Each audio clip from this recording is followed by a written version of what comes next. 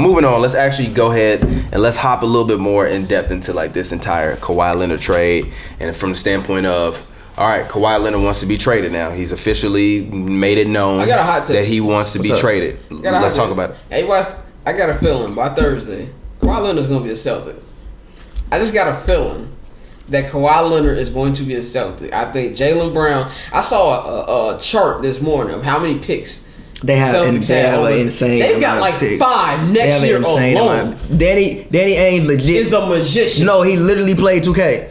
He played 2K with the trade negotiation. Look, he played 2K with the trade negotiation on like 45%. Yep. And went and got picks. And also, what I think it's a good chance that they can do is because they can legit win a championship next year, so they don't have to have Kawhi sign an extension. They can like, yo, you can have Jaylen Brown these picks, and maybe he'll buy into the culture, and maybe he'll like playing with Kyrie like that. So I feel like they could take more of a risk than the Lakers probably could. You can, but I think that wherever Kawhi goes, because he has so much leverage, like he could. Kawhi's not signing an extension with nobody. Because just from a business aspect, you're gonna get more money if you don't sign an extension. But isn't he eligible for a supermax this summer? Yeah, so can he sign his team? But the Spurs aren't gonna do a sign and trade. True. They're not gonna help the team out. True.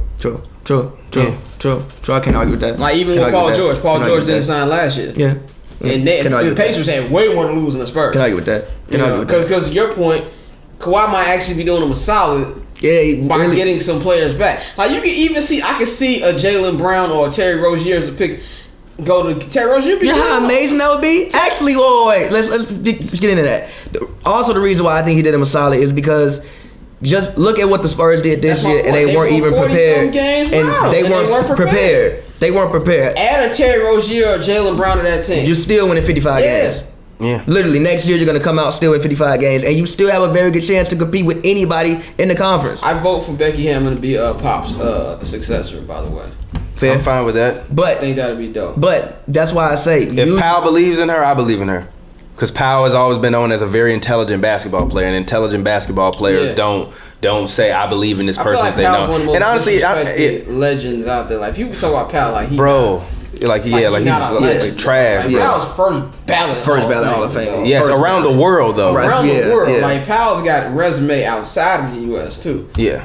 But see, people don't remember Powell's Memphis years. You know, I learned about NBA Twitter that most of these are 23-24. Yeah. Like that's why I had to put in perspective that when the last time Lakers won a championship, they were probably like 16 years old. They don't remember. You know what I'm saying? I remember Powell's rookie year when he won rookie of the year. You know what I'm saying? I remember how much of a dog he was in Memphis. For anybody who was like our age, you remember when the Lakers got him, he was like, for Kwame Brown? Steal. Exactly. Yeah. Right. You know, so yeah, everybody thought that the NBA was like bogus for letting that trade go through. Yeah. Because Jerry West was the GM of the Grizzlies. That's why. He's just helping the Lakers out.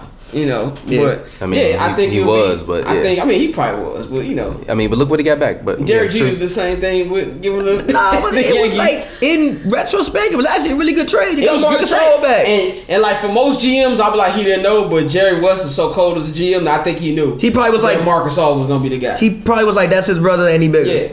You know what I'm saying? Come on. But Powell's a dog, man. Yeah, Powell's a dog. Yeah, and people don't remember that. But just going back to the Celtics point, I could.